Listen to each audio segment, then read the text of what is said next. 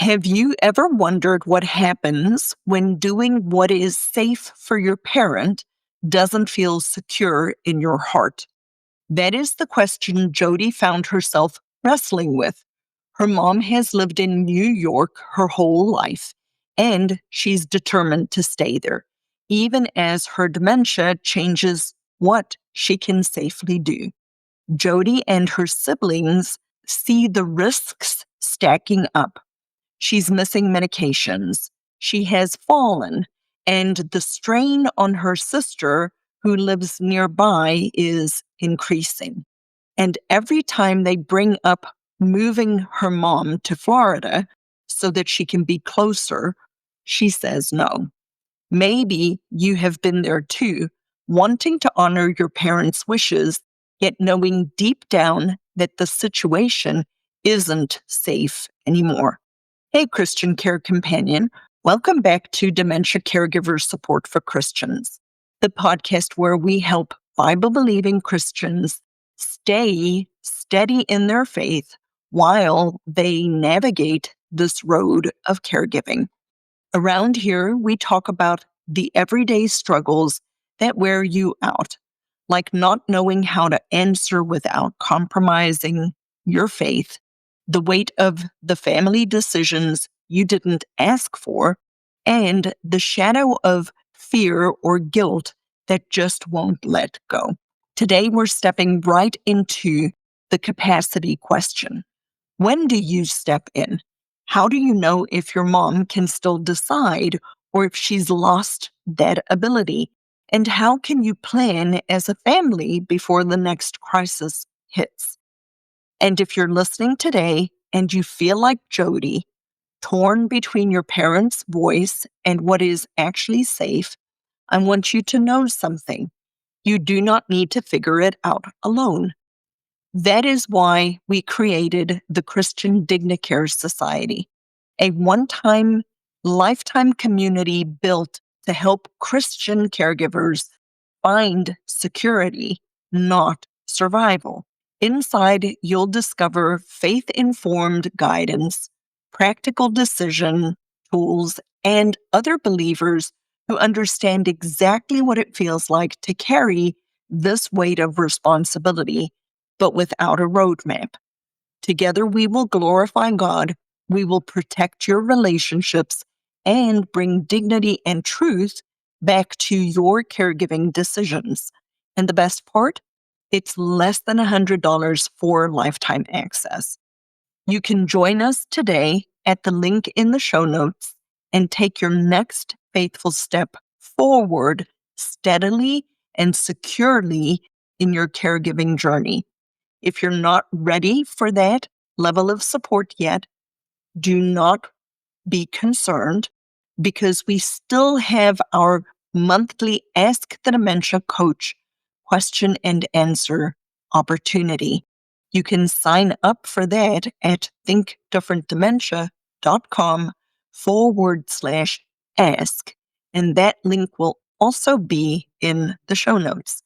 Now, let us hop into today's episode where we're going to talk with Jodi about capacity and competency in caregiving. Hello, Miss Jodi. How are you? Good, and yourself? I am better than I deserve. I am so glad you're here. So, Miss Jodi, let me ask you a question. Let's imagine it is 6 months from today and your caregiving journey feels easier. What does that look like for you? I would like for my mother. I'm the one that my mother lives in New York, and Yes. I'm in Florida. Yes, ma'am. I would like for her to actually move to Florida so she can be closer. Okay. It's been an unsuccessful task. She doesn't want to move to Florida. So the closest one to her is my sister. That's about 30 minutes away. And of course, she's feeling burned out. We try to help her as much as we can, long distance. That's me and my brother who both live in Florida. I just spent 2 weeks with her actually because she had just came out of a nursing home. Mm-hmm. But since both my brother and I are here in Florida, I think it would be beneficial for her to move to Florida and be closer to us. Okay. and take some pressure off my sister. Okay. So, Miss Jodi, what do you think is standing in your way of achieving that? She's hard-headed. She won't move. She won't. There's a lot of stuff that we suggest to her that she won't do. Okay. And may I ask a couple of clarification questions? Sure. All righty. First of all, does your mother have a diagnosis of dementia? Yes. Okay. How long has she had it?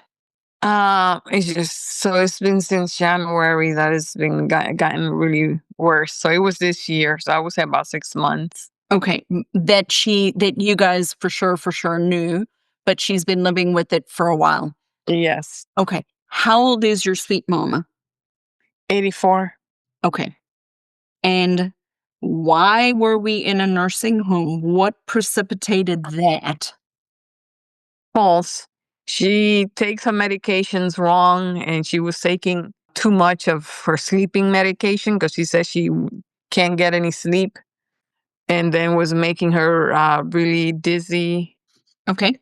She ended up falling, and she lost consciousness Okay. for about 3 minutes. The police and the fire department had to break down the door. Okay. Did she break anything?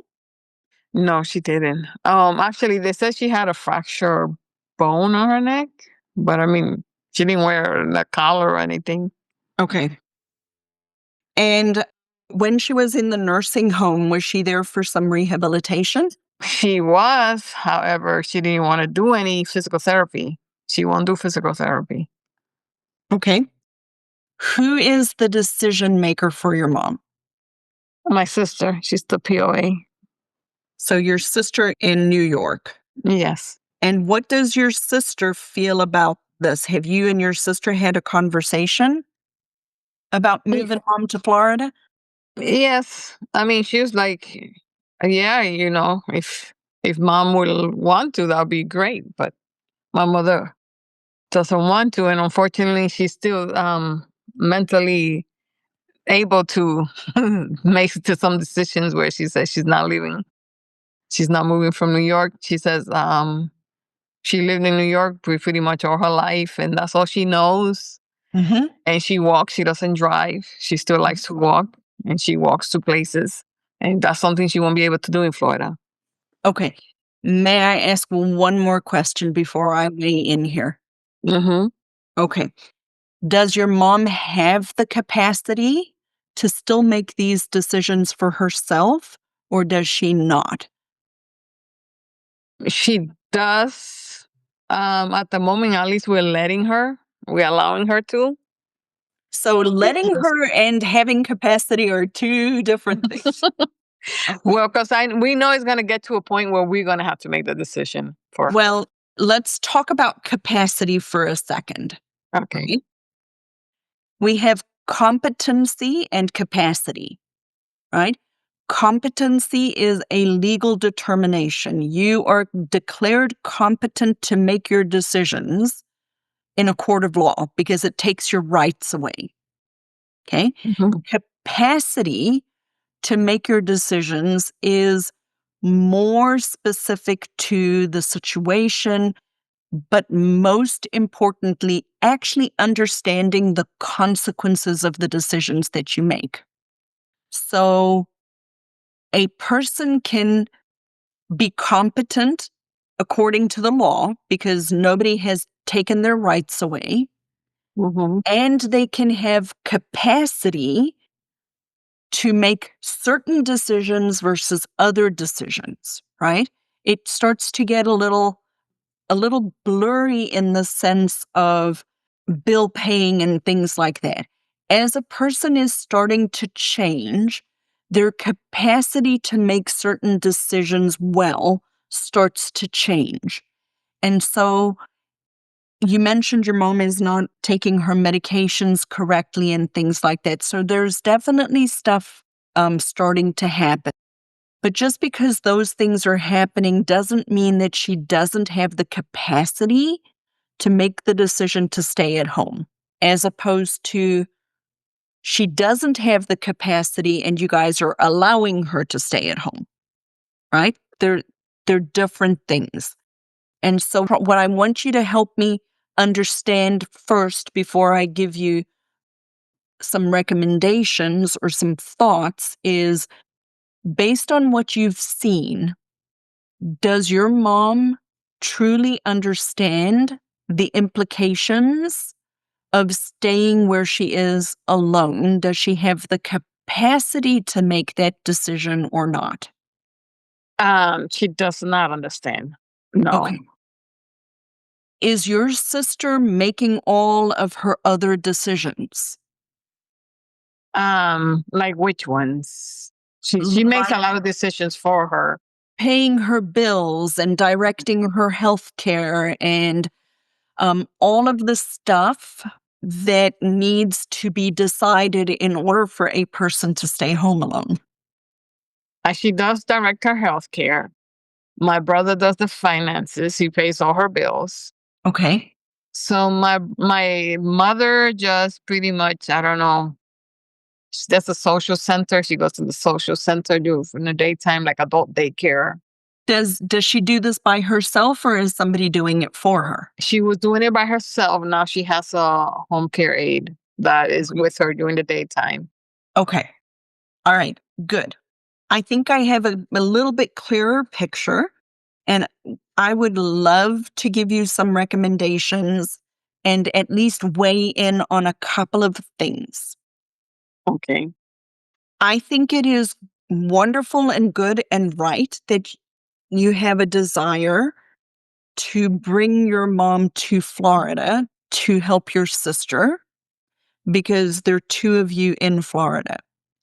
And having said that, that opens up a lot of different things. If your mom is qualified for Medicaid in New York, she may not necessarily immediately qualify for Medicaid in Florida. We have all of this stuff that we have to kind of navigate. What I want you to consider is the following.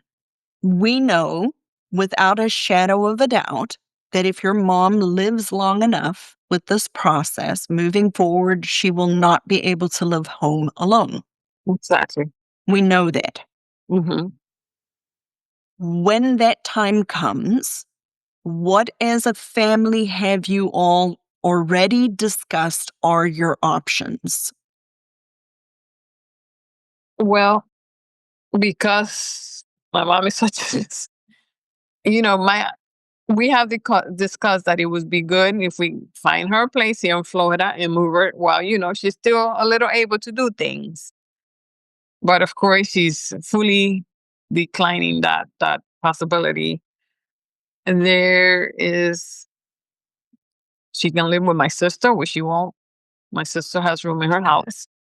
So here's the thing. Here's what I want you to understand from this question.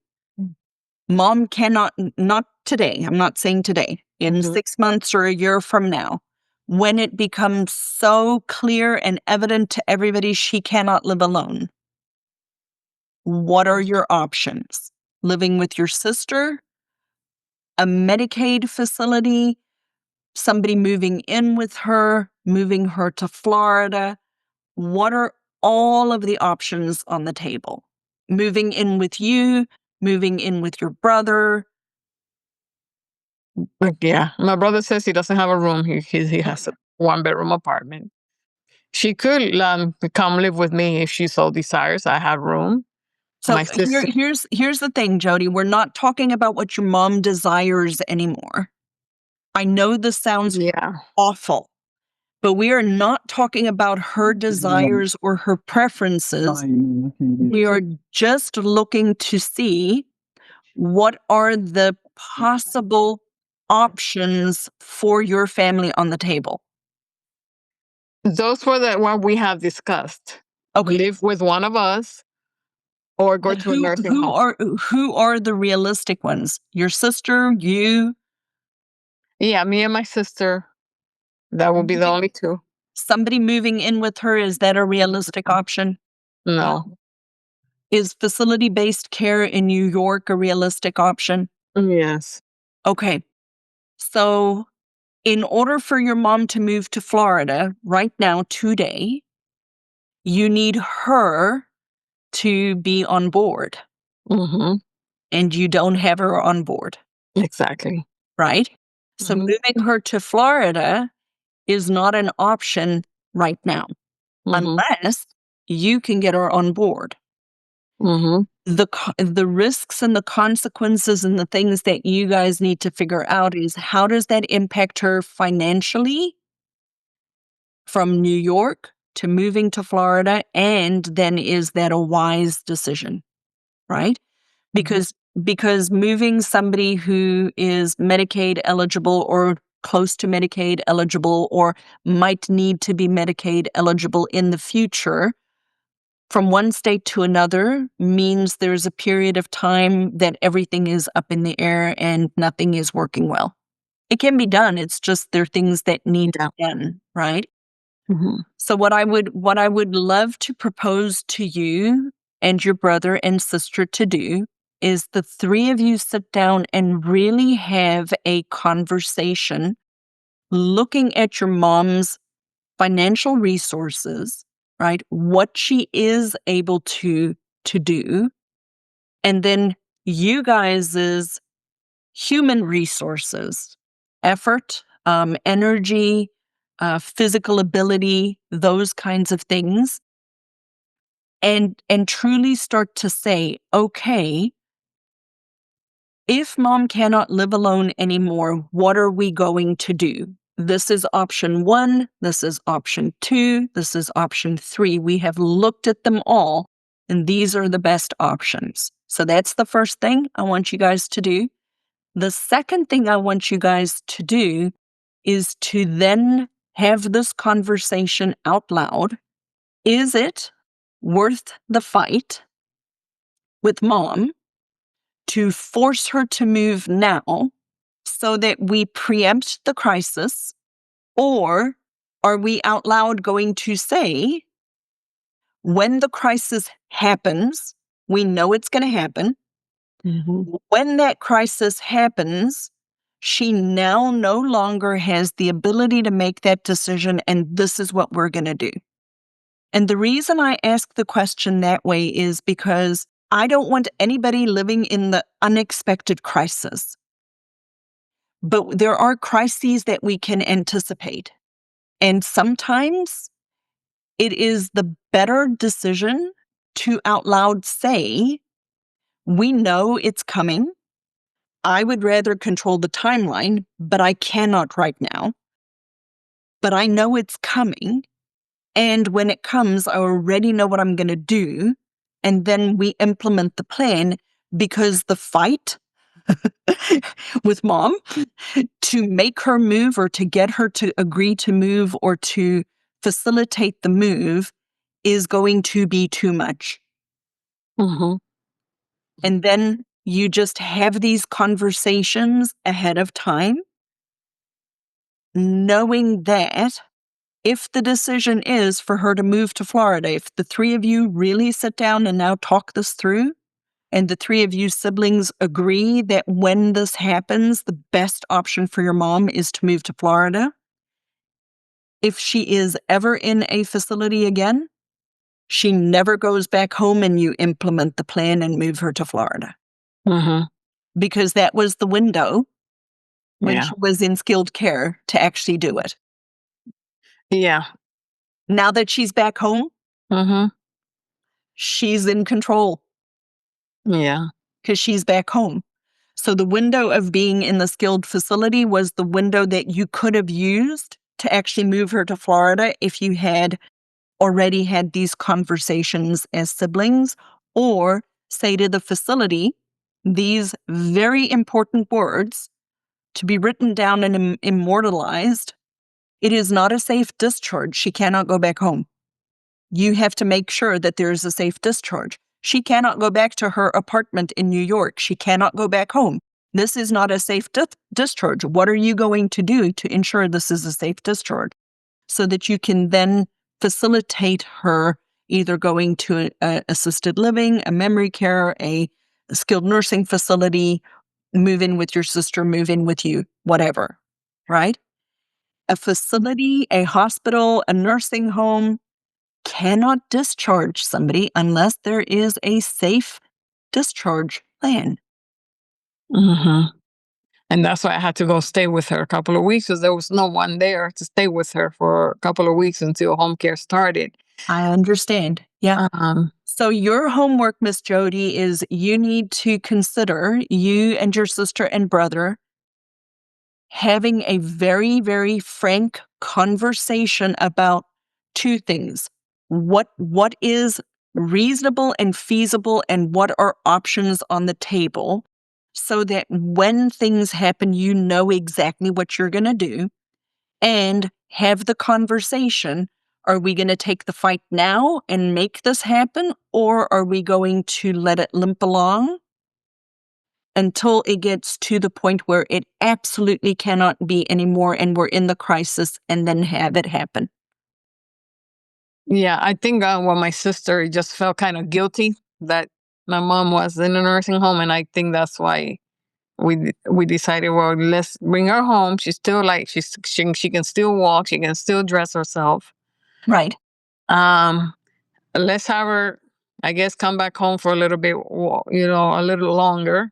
We right. know it's not going to be much longer, but enjoy her apartment for a little while longer because my Absolutely. sister was feeling really guilty Yeah. about her. Your sister shouldn't feel guilty, and there's nothing wrong with having her go home and seeing if she can succeed still.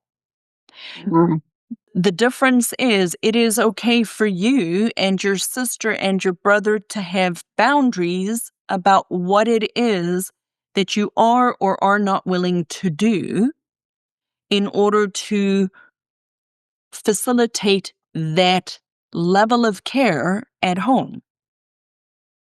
So I'll use myself as an example. My husband and I had a decision earlier this summer to make. My mom passed away in February. My dad needs physical assistance and is having some changes.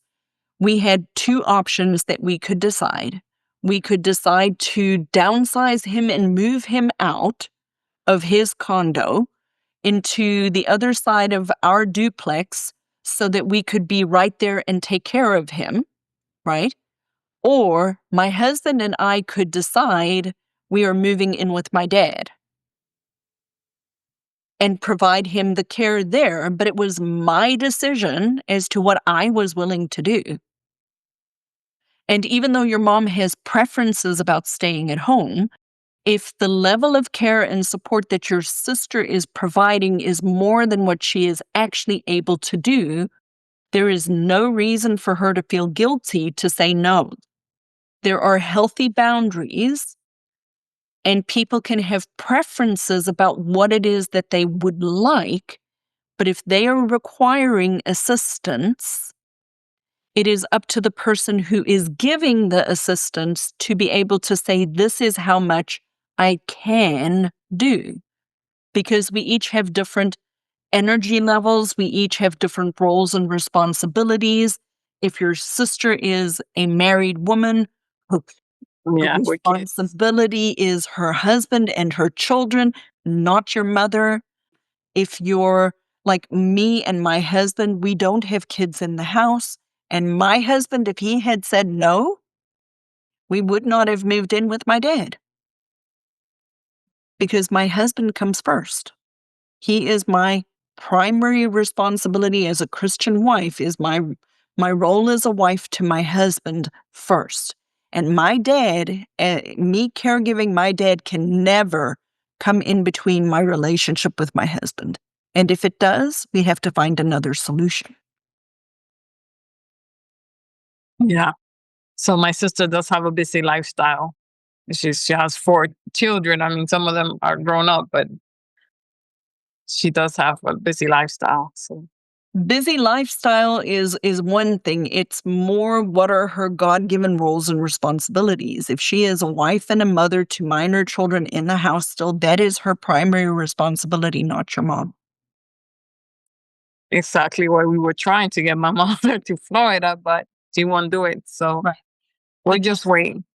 So the conversation needs to be you, your sister, and your brother when the time comes, because you guys are allowing her to do this and allowing this waiting period.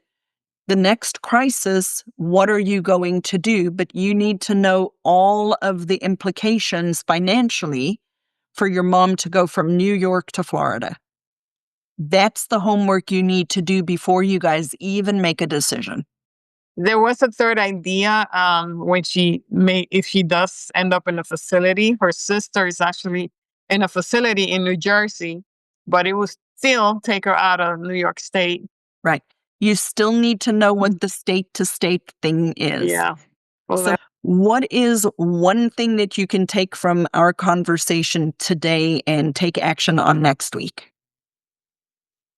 next week, Mhm. What's one thing you're going to do differently after our conversation today? just talk with my brother and my sister and just have a plan, a definite plan For when sure. crisis arrives again. I think that is the best thing that you can do, Miss Jodi, is just really sit down and come up with a plan. It's going to require you to do a little research Yeah. related to moving somebody from state to state.